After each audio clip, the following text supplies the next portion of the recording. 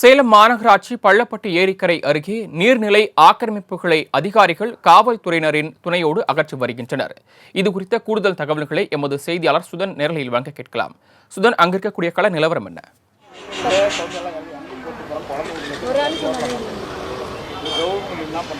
வணக்கம் சரவணன். சேலம் மாநகராட்சி சூரமங்கலம் மண்டலத்திற்கு உட்பட்ட பள்ளப்பட்டி ஏரி பகுதியில் அங்கு ஏரி நிரம்பி வெளியேறக்கூடிய பகுதியில் சுமார் 1 ஏக்கர் நிலத்தை ஆக்கிரமித்து 100க்கும் மேற்பட்டோர் வீடுகளை கட்டி கடந்த 3 தலைமுறைகளாக வாழ்ந்து வந்துள்ளனர்.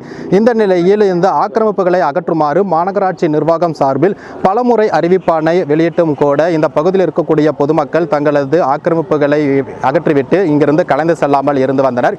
இது தொடர்பாக சென்னை உயர்நீதிமன்றத்தில் வழக்கும் தொடரப்பட்டு அந்த வழக்கு விசாரணையானது நடைபெற்று வந்தது. 10 ஆண்டுகளாக நடைபெற்ற வழக்கு விசாரணை கடந்த 2022ஆம் ஆண்டு தீர்ப்பு வெளியானது. அப்போது நீதிபதிகள் நீர்நிலை ஆக்கிரமிப்புகளை முழுவதுமாக அகற்ற வேண்டும் என சேலம் மாநகராட்சி நிர்வாகத்திற்கு உத்தரவை பிறப்பித்தது. அதனைத் தொடர்ந்து கடந்த 1 ஆண்டுக்கு முன்னதாக மாநகராட்சி நிர்வாகம் சார்பில் ஆக்கிரமிப்புகளை அகற்றும் பணிகளானது மேற்கொள்ளப்பட்டது. அப்போது 80% மேற்பட்ட ஆக்கிரமிப்புகள் அகற்றம் செய்யப்பட்ட நிலையில் சிலரின் கடுமையான எதிர்ப்பு காரணமாக 20க்கும் மேற்பட்ட வீடுகள் மற்றும் இந்த பகுதியில் இருந்த சுமார் 5க்கும் மேற்பட்ட கோயில்கள் மற்றும் ஆக்கிரமிப்புகளை அகற்ற செய்யாமல் இருந்து வந்தது. இந்த நிலையில் தற்போது இன்றைய தினம் மீண்டும் இந்த பகுதியில் இருக்கக்கூடிய ஆக்கிரமிப்புகளை அகற்றம் செய்வதற்காக சேலம் மாநகராட்சி செயற் பொறியாளர் பழனிசாமி தலைமையிலான அதிகாரிகள் இங்கு நேரடியாக வருகை தந்திருந்து ஜேசிபி இயந்திரங்களை கொண்டு இங்கிருந்த வீடுகளை இடித்து அகற்றம் செய்யக்கூடிய பணியில் ஈடுபட்டு வருகிறார்கள். தற்போது வரை 5க்கும் மேற்பட்ட வீடுகள் இடித்து அகற்றம் செய்யப்பட்டிருக்கிறது. மேலும் மீதம் இருக்கக்கூடிய 10க்கும் மேற்பட்ட வீடுகளை தற்போது அடுத்தடுத்து இடிக்கக்கூடிய ஒரு காட்சிகளும் இங்கு இருக்கக்கூடிய சூழ்நிலை தான் இருந்து வருகிறது. இந்த ஆக்கிரமிப்புகளை அகற்றம் செய்யக்கூடிய பணிகள் என்பது முழுவதுமாக போலீஸ் துணையோடு தற்போது நடைபெற்று வருகிறது. இந்த காரணமாக இந்த பகுதியில் பரபரப்பு நிலவுவதால் போலீசாரும் 50க்கும் மேற்பட்டோர் பாதுகாப்பு பணியில் ஈடுபடுத்தப்பட்டிருக்கிறார்கள். எந்த ஒரு அசம்பாவிதமும் இல்லாமல் அமைதியான முறையில் இங்கு இருக்கக்கூடிய வீடுகளை தற்போது மாநகராட்சி அதிகாரிகள் எடுத்து வருகிறார்கள். தற்போது இங்க இருக்கக்கூடிய பொதுமக்களை நம்ம கேட்கலாம். வணக்கம், நீங்க எவ்வளவு காலமா இங்க குடியிருக்கீங்க? முறையான அறிவிப்பானை கொடுத்துதான் இந்த ஆக்கிரமிப்புகள் அகற்றம் செஞ்சிருக்காங்களா? இல்ல, முறையான நைட்டு 7 மணிக்கு சார் சொன்னாங்க. அதுக்குள்ள எதுவுமே பண்ண முடியாது. யானத்துல அள்ளி நடு ரோட்ல போட்டு வச்சுங்க, குழந்தை குட்டிலாம் வச்சுட்டு எதுவுமே பண்ண முடியாது. வீடு வாசல் எல்லாம் நிறுத்தி வச்சிருக்காங்க சார்.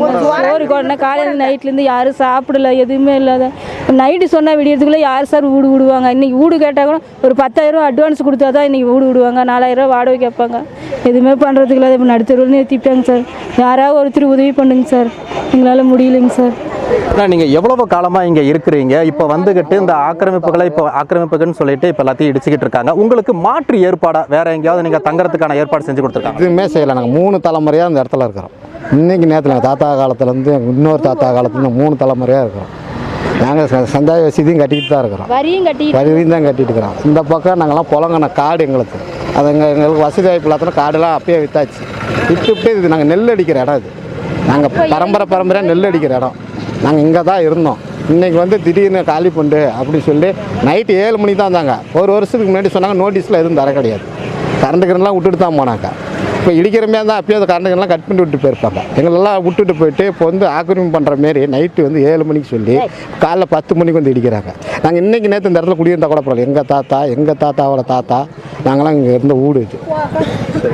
மாற்று ஏற்பாடு வேற ஏதாவது இப்போ நீங்கள் குடும்பத்தோட தங்குறதுக்கான வழிவகை எதுவும் அரசு தரப்பில் பண்ணியிருக்காங்களா? ஒன்றும் செய்யலை, எதுவுமே சரி. தண்ணி கூட குடிக்கிறது கூட விடலை. தண்ணி கூட கீழே ஊற்றி தான் தண்ணி இல்லாத உட்காந்துருக்காங்க.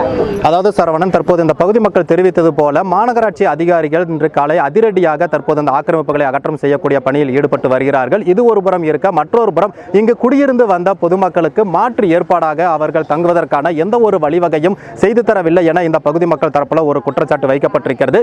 இது மட்டுமில்லாமல் மாநகராட்சி பகுதிகளில் பெரும்பாலான இடங்களில் ஓடை உள்ளிட்ட நீர்நிலைகள் தற்போது வரை ஆக்கிரமிப்பில் இருந்த வண்ணம் தான் இருக்கிறது.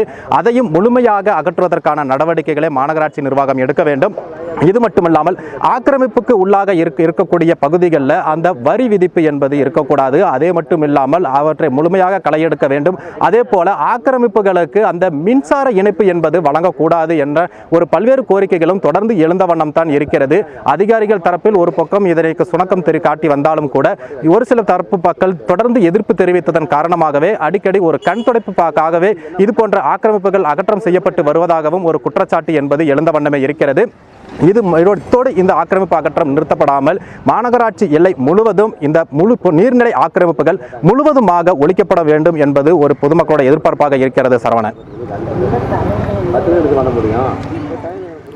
சேலம் மாவட்டம் பள்ளப்பட்டியில் நீர்நிலைகளில் கட்டப்பட்ட வீடுகளை அதிகாரிகள் ஜேசிபி இயந்திரத்தின் உதவியுடன் இடித்து வந்தாலும் மற்றொரு புறம் அங்கு 3 தலைமுறைகளாக வசித்து வரக்கூடிய பொதுமக்கள் முன்னறிவிப்பு எதுவுமின்றியும் அதே மாதிரி மாற்றிடம் எதுவும் வழங்காமல் இந்த ஆக்கிரமிப்பு அகற்றும் நடவடிக்கைகளில் அதிகாரிகள் ஈடுபட்டு வருவதாக அவர்கள் குற்றம் சாட்டுகின்றனர். இது தொடர்பான விவரங்களை நேரலையில் வந்து வழங்கியமைக்கு நன்றி சுதன்.